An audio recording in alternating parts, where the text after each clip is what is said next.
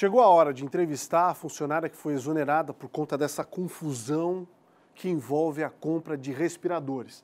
Ela, bem como Eduardo Cristófoli, estão no nosso estúdio 2, que é a redação ND, que foi preparada exatamente para esse tipo de encontro. Edu, por gentileza, conduza a entrevista daí, certamente ela tem muita coisa importante a ser falada aqui ao vivo, com exclusividade no Balanço Geral. Boa tarde, Polito. Boa tarde a todos. A gente inicialmente agradece a Márcia pela confiança, ela que veio até a nossa sede para esclarecer muitas dúvidas, são muitas perguntas ainda sem respostas, não se fala em outra coisa, esse é o assunto mais comentado das últimas semanas, a polêmica compra dos 200 respiradores que custaram 33 milhões de reais ao governo do estado e que ainda não foram entregues. E aí ontem o ex-secretário Elton Zeferino disse que apenas autorizou o processo, que ele não teve nada a ver com a escolha da empresa, menos ainda com o pagamento dos 33 milhões de maneira antecipada. Aqui ao meu lado está a Márcia Regina Jeremias Pauli. Até o dia 24, ela era a superintendente de gestão administrativa da saúde, né? E que foi exonerada sem muita explicação. É isso, né, Márcia? Realmente você tinha o poder de definir uma compra de 33 milhões e pagá-la de maneira antecipada sozinha? Não, absolutamente. Quem é que escolheu a empresa e determinou o pagamento antecipado? Quem escolheu a empresa, não sei. A empresa foi apresentada para a SGA, para mim, no dia 22 de março. E quem definiu a compra, quem definiu a proposta foi o secretário de Estado da Saúde, Elton Zeferino. Esta proposta ela era superior, ela era de 169 mil reais a peça. Ele chegou em 165 mil e fechou a proposta. O governo reconhece fragilidades nesse processo. Você acha que não são apenas fragilidades? Houve, então, uma determinação de cima para baixo de quem deveria ser escolhido? Ela foi apresentada sim, ela foi definida de forma anterior por outra pasta que não é a pasta da Secretaria de Estado da Saúde. Que pasta é essa? Da onde veio essa informação, essa indicação? Da Secretaria da Casa Civil. Ou seja, não envolve só uma compra que não envolve só a Secretaria de Saúde, envolve todo o governo? Sim. Secretaria da Casa Civil é uma pasta muito próxima ao gabinete do governador. Foi sempre assim colocado essa necessidade de chegar em fornecedores, foi nos encaminhado várias propostas. Esta especificamente da compra dos respiradores foi encaminhada de fora. Ela foi finalizada pelo secretário de Estado da Saúde. Este processo não durou apenas 5 horas, como foi veiculado. Este foi um processo que começou no dia 22 de março, com a apresentação da proposta. O pagamento se deu dia 2 de abril, então um tempo muito grande. Esses processos são públicos, esses processos eles tramitam de forma pública cada movimento, cada instrução. Bom, fica claro na sua fala, então, que o secretário mentiu quando disse que não tinha envolvimento com todo esse trâmite e com a determinação de pagar antecipado por essa compra. Não falou a verdade. Não falou a verdade. Bom, o Polito tem uma pergunta para fazer para a senhora. Pois não, Polito?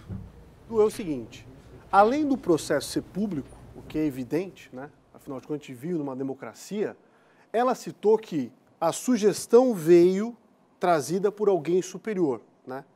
Essa sugestão seria uma de tantas outras.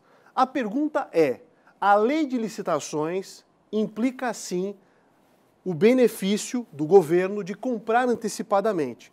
Mas havia outras propostas mais baratas e tão eficientes quanto? Essa é a pergunta.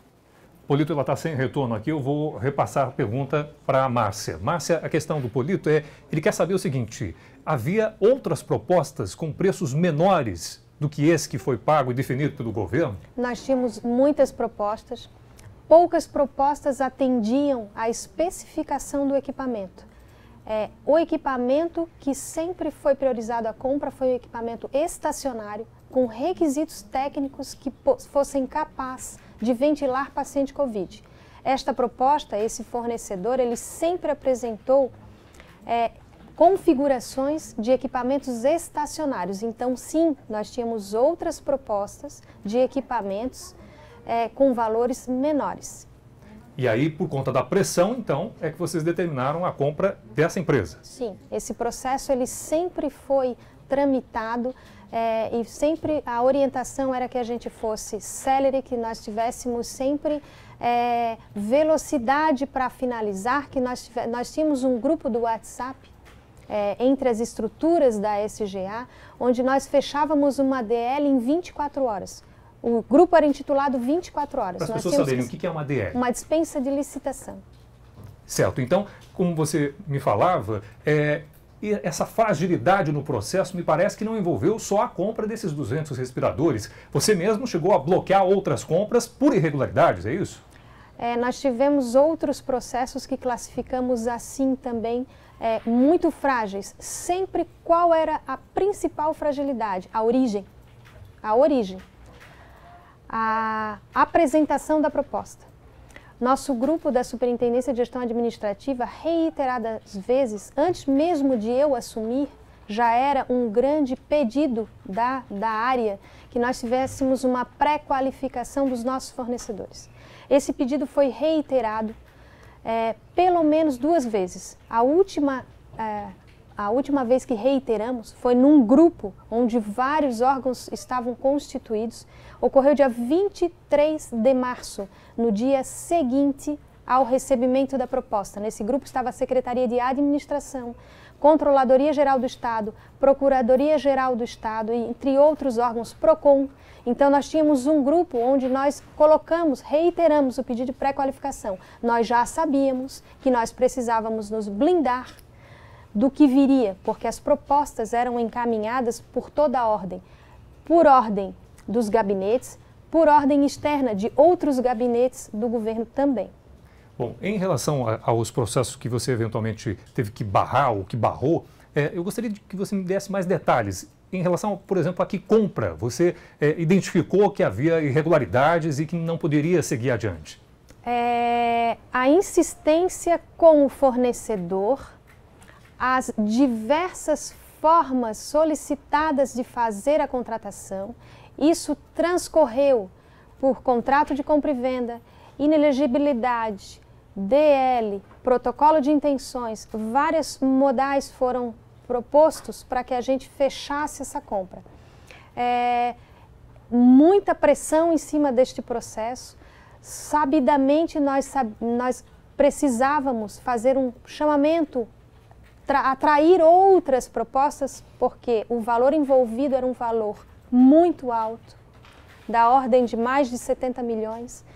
Você está falando da compra dos EPIs, nesse caso? Exatamente, um outro processo. Nós solicitamos apoio, e aí, praticamente pessoal, onde outros servidores do quadro de efetivos do governo do Estado nos apoiaram.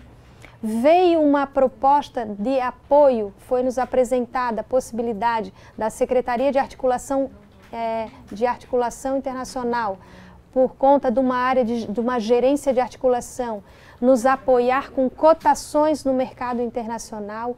Isso agregou e deu robustez ao nosso processo, que culminou com o arquivamento deste. Bom, o que você está me dizendo, então, é que em alguns processos você identificou possíveis fraudes e talvez até má-fé. Fragilidades, insistências, pressões para o segmento. Sim. Polito?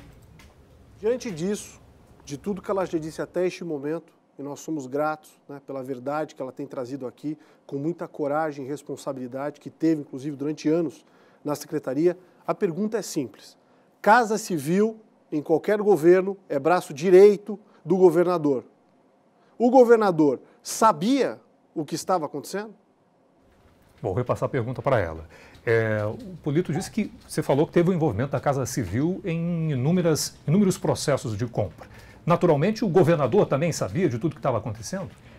Eu não tenho essa informação, porém, como servidora, como cidadã, acho pouco provável.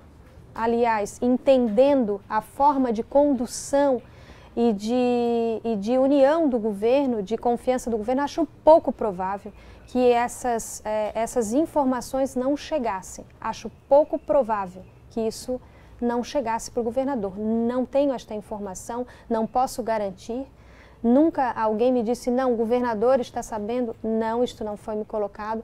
Era falado sim em nome do governador. Eu escutei frases do tipo, acabei de falar com Moisés, e aí falou-se. Ouvi frases do tipo, isto é uma decisão de governo, vocês têm até meio-dia para concluir. Então, estas coisas foram ditas.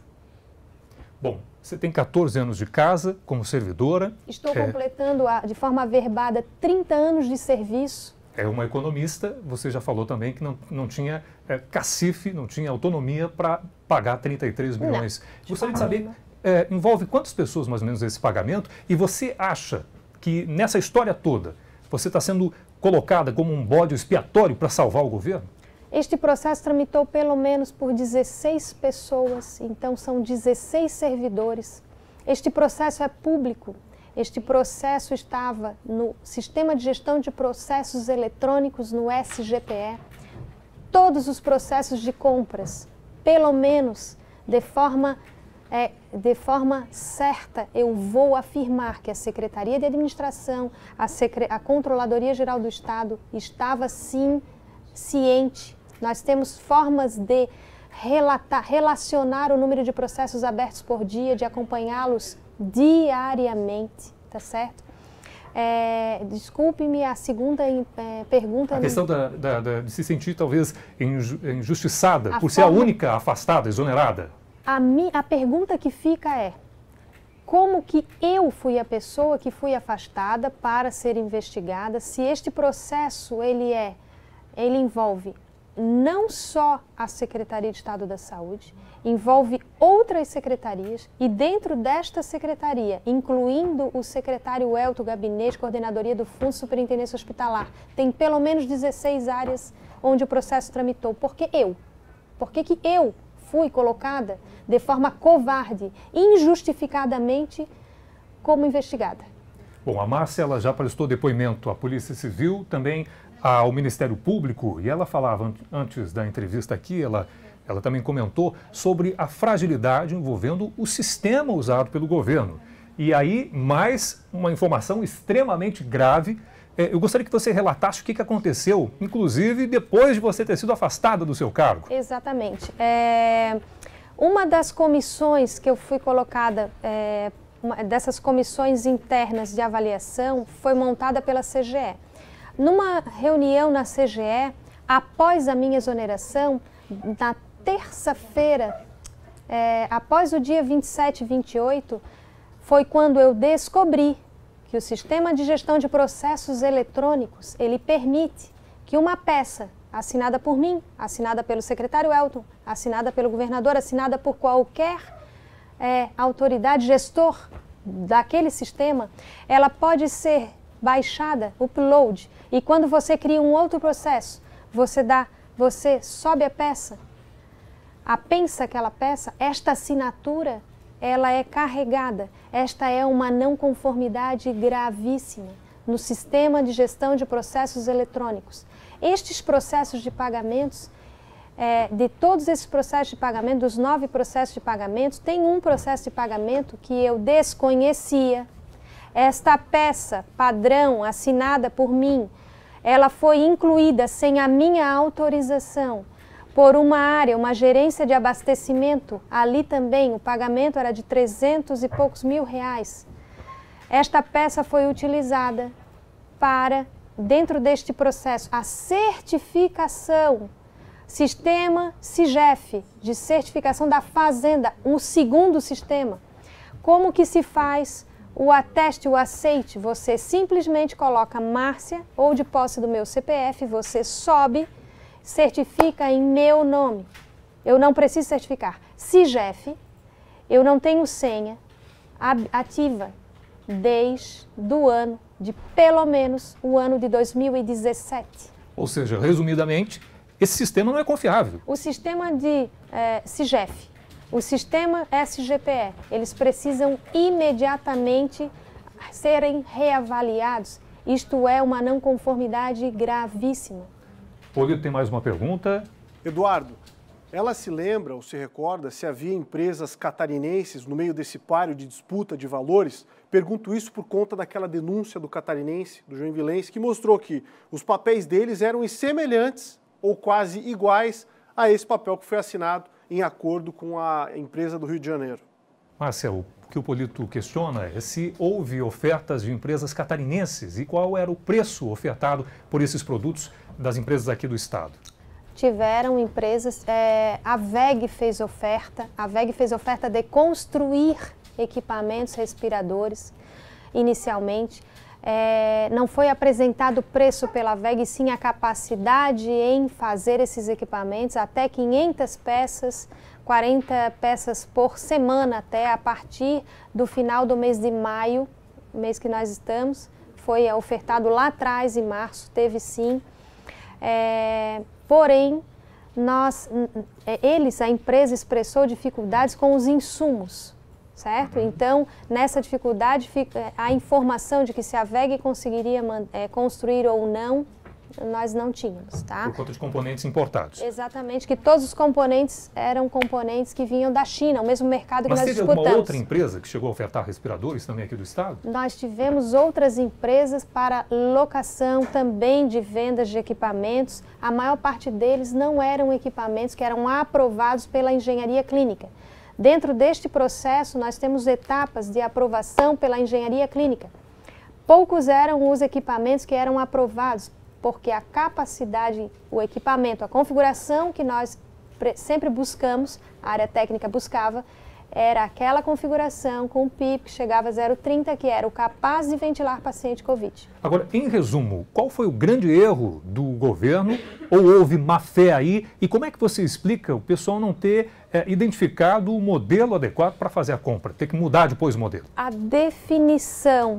A minha definição da falha do todo neste processo foi a não aceitação do que nós sempre sugerimos. Nós sugerimos que o COIS, aquela Comissão de Operações Estratégicas em Saúde, montada na Defesa Civil, ela tivesse ali não só as superintendências da saúde representada. O nosso grande pedido sempre, que tivéssemos ali PGE, que tivéssemos ali a Secretaria da Administração, a Secretaria da Saúde, ela não deveria estar preocupada em fazer compras. Esta é uma ação, deveria ser um esforço de governo. Os nossos pareceres jurídicos, eles precisavam ser feitos pela PGE. A pré-qualificação dos fornecedores, ela precisava ser feita pela Secretaria da Administração. As nossas cotações, elas precisavam ser feitas pela Secretaria de Articulação Internacional, que tardiamente foi trazida para o jogo. Esta foi uma falha muito grande. Isto nós alertamos inicialmente. Nós precisávamos estar blindadas. Não a SGA, não a Secretaria de Estado da Saúde, mas o governo do Estado de Santa Catarina, ele precisava se blindar para o que viesse, porque nós estaríamos em meio à sorte de oportunistas ou não, de fornecedores que teriam dificuldades em entregar os equipamentos, como pode ser este o caso, não se sabe, houve dolo, não houve dolo, o que aconteceu? Então a gente precisa trazer a verdade, nós não podemos omitir. O que fizemos do dia 2 de abril até o dia 24 de abril, na minha rasa opinião, foi montar uma estratégia para achar um culpado, retirá-lo do jogo, enquanto se tentava diminuir o impacto do que está acontecendo hoje, tardiamente. Isto deveria ter sido feito antes. Você é uma economista, você é experiente, você tem 14 anos de casa dentro da secretaria, muitos deles em função de confiança. Pela tua experiência, você já relatou que houve pressão, que houve indicação. Alguém ganhou com isso. A Casa Civil, de maneira especial o secretário Douglas, acompanhava de perto isso também? Não envolve apenas o secretário Elton? Bom, você colocou se houve dolo, se houve fraude, se alguém ganhou com isso, órgãos competentes estão investigando. Eu não vou ser leviana em fazer com outros esse pré-julgamento sem provas, como fizeram comigo. Então, se houve dolo, se houve fraude, os órgãos irão dizer, não vai ser a Márcia. Outra situação colocada aqui, desculpe, qual foi a sua próxima, desculpe, qual foi a sua outra pergunta? A questão da dificuldade em relação aos modelos também, né? Que é a pré-qualificação dos modelos, as ofertas dos equipamentos que não atendiam. Essa estrutura, ela devia ser maior. O corpo da engenharia clínica da Secretaria de Estado da Saúde, alguns intensivistas precisariam compor um grupo robusto que emitisse pareceres bem fundamentados, as justificativas para as aquisições, as justificativas por aquele modelo de forma robusta, pareceres bem fundamentados, isto deveriam ter sido feitos. A Márcia Regina Jeremias Pauli é inocente nessa história? Eu sou inocente. Eu tenho que me defender agora de acusações. Este processo tramitou por diversas áreas. Este processo foi apresentado por secretarias que externas à Secretaria de Estado da Saúde, outras secretarias. Isto tudo tem que vir para estas informações todas têm que vir para o processo, para esta investigação. Eu sou inocente, eu tenho que provar a minha inocência. Eu estou aqui me defendendo de uma situação em que fui colocada. Agora, temos fragilidade, tivemos dificuldades nessa aquisição. Esta é uma dificuldade que não é da Márcia, que não é da SGA, que não é da SES, é uma dificuldade do governo. A transparência, ela tem que vir para trazer todas as informações. Se nós temos problemas, dificuldades dentro do governo, numa aquisição, se nós temos fragilidades, nós temos que estar unidos e transparentes e trazer a verdade para que a gente resolva de forma conjunta o que aconteceu. Foi uma dificuldade que o fornecedor teve em fornecer? Foi simplesmente isso? Vamos resolver. É assim que se faz, de forma transparente. Isto é transparência. Márcia, muito obrigado pela confiança, pela entrevista exclusiva e certamente nós do Grupo ND vamos seguir acompanhando de muito perto, porque tem muitas perguntas ainda sem respostas e a Márcia nos traz ainda muitas outras informações extremamente graves que naturalmente já estão sendo investigadas pela Polícia Civil, que também estão sendo investigadas pelo Ministério Público. Hoje começa a CPI lá na Assembleia, a gente naturalmente vai acompanhar de perto e cobrar, né? A Márcia mesmo falou para a gente que não teve justificativo para sua exoneração. Se esse pagamento de 33 milhões passou por 16 pessoas, por que exonerar só ela, né? Polito.